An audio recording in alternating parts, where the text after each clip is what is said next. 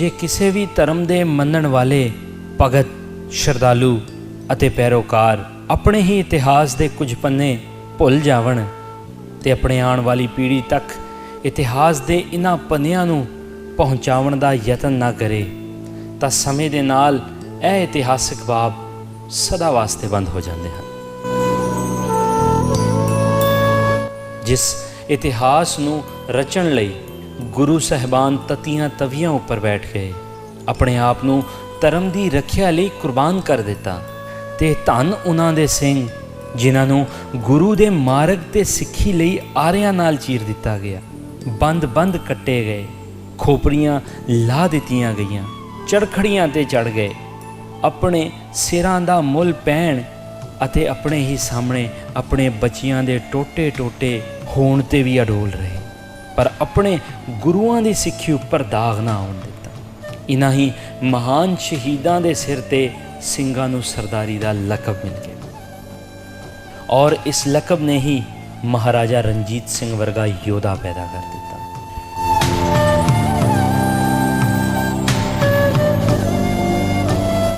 ਇਸ ਪੰਜਾਬੀ ਪੁੱਤਰ ਨੇ ਨਾ ਸਿਰਫ ਪੰਜਾਬ ਦੀ ਕਮਾਨ ਸਾਂਭੀ, ਬਲਕਿ ਪੰਜਾਬ ਨੂੰ ਲੁੱਟਣ ਵਾਲਿਆਂ ਨੂੰ ਵੀ ਪੁਸਤ ਕਰ ਦਿੱਤਾ। ਜਿੱਥੇ ਮਹਾਰਾਜਾ ਰਣਜੀਤ ਸਿੰਘ ਨੇ ਪੰਜਾਬੀਆਂ ਦੇ ਇਤਿਹਾਸਕ ਅਸਥਾਨਾਂ ਦੀ ਖੋਜ ਕੀਤੀ, ਉੱਥੇ ਹੀ ਇਹਨਾਂ ਦੇ ਨਾਂ ਉੱਪਰ ਲੰਬੀਆਂ ਜਗੀਰਾਂ ਲਾ ਕੇ ਪੰਜਾਬੀਆਂ ਉੱਪਰ ਇੱਕ ਬਹੁਤ ਵੱਡਾ ਅਹਿਸਾਨ ਕਰ ਦਿੱਤਾ। ਸਮਾਂ ਬਦਲਣ ਦੇ ਨਾਲ ਰਾਜ ਵੀ ਬਦਲੇ, ਪਰ ਇਹ ਇਤਿਹਾਸਕ ਇਮਾਰਤਾਂ ਆਪਣੇ ਪੈਰੋਕਾਰਾਂ ਦੇ ਸਿਰ ਤੇ ਜੋਬਨਦੇ ਰਹੀਆਂ। ਪਰ 47 ਦੀ ਵੰਡ ਵਿੱਚ ਇਸ ਦੇ ਆਪਣੇ ਹੀ ਪੈਰੋਕਾਰ ਇਸ ਨੂੰ ਭੁੱਲ ਗਏ।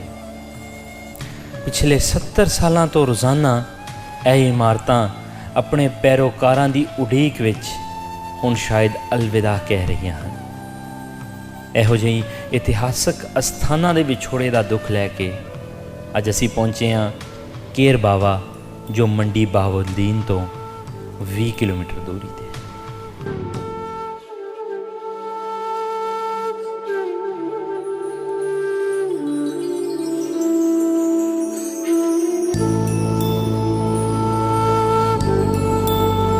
ਇਸ ਪਿੰਡ ਵਿੱਚ ਇੱਕ ਰਾਜ ਜੋਗੀ ਤਪਸਵੀ ਰਹਿੰਦਾ ਸੀ, ਜੋ ਕਿਸੇ ਵਜ੍ਹਾ ਕਾਰਨ ਇਸ ਪਿੰਡ ਨੂੰ ਗਰਕ ਕਰਨਾ ਚਾਹੁੰਦਾ ਸੀ।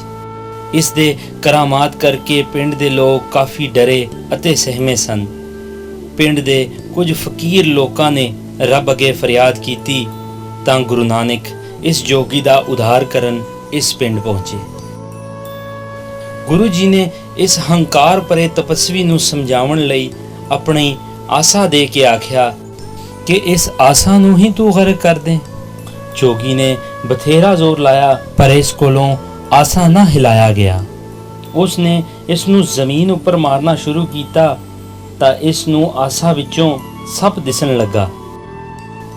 ਜੋਗੀ ਗੁਰੂ ਜੀ ਦੇ ਚਰਨੀ ਟਹਿ ਪਿਆ ਅਤੇ ਆਪਣੀ ਗਲਤੀ ਦੀ ਮੁਆਫੀ ਮੰਗੀ।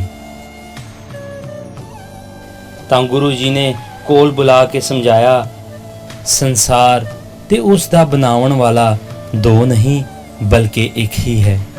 ਉਹ ਖਾਲਕ ਆਪਣੀ ਖਲਕਤ ਵਿੱਚ ਹੀ ਵਸਦਾ ਹੈ। ਤੂੰ ਉਸ ਦੀ ਖਲਕਤ ਨੂੰ ਨੁਕਸਾਨ ਪਹੁੰਚਾ ਕੇ ਖਾਲਕ ਤੋਂ ਕਿਹੜੀ ਖੁਸ਼ਨੁਦੀ ਚਾਹੁੰਦਾ ਹੈ? ਤੂੰ ਉਸ ਦੀ ਖਲਕਤ ਨੂੰ ਪਿਆਰ ਕਰ, ਉਹ ਤੈਨੂੰ ਇਸ ਵਿੱਚੋਂ ਹੀ ਦਿਸੇਗਾ। ਗੁਰੂ ਜੀ ਨੇ ਤਪਸਵੀ ਨੂੰ ਸਤਨਾਮ ਸ਼੍ਰੀ ਵਾਹਿਗੁਰੂ ਦਾ ਉਪਦੇਸ਼ ਦੇ ਕੇ ਤਾਰ ਦਿੱਤਾ। ਜੋਗੀ ਖਲਕਤ ਦੀ ਸੇਵਾ ਤੇ ਮਾਲਕ ਦੀ ਉਸਤਤ ਵਿੱਚ ਜੁੜ ਗਿਆ। ਇਸੀ ਜੋਗੀ ਦੇ ਪੋਤੇ ਭਾਈ ਨਿਮਾਣਾ ਜੀ ਨੇ ਵੀ ਇੱਥੇ ਬਹੁਤ ਤਪ ਕੀਤਾ।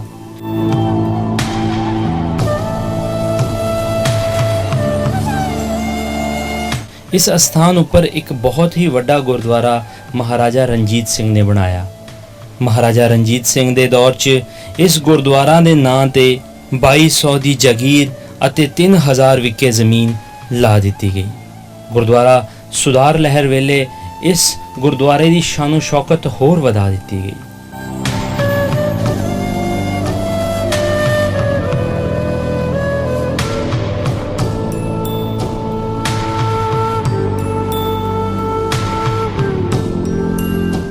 ਇਸ ਵੀਡੀਓ ਰਾਹੀਂ ਪੰਜਾਬੀ ਲਹਿਰ ਦੁਨੀਆ ਭਰ ਦੇ ਸਿੱਖ ਸੰਸਥਾਵਾਂ, ਕਾਰ ਸੇਵਾ ਅਤੇ ਪਾਕਿਸਤਾਨ ਸਰਕਾਰ ਅੱਗੇ ਇਲਤਜਾ ਕਰਦੀ ਹੈ ਕਿ ਇਹ ਮਹਾਨ ਇਤਿਹਾਸਕ ਅਸਥਾਨ ਨੂੰ ਬਚਾਉਣ ਦਾ ਯਤਨ ਕੀਤਾ ਜਾਵੇ।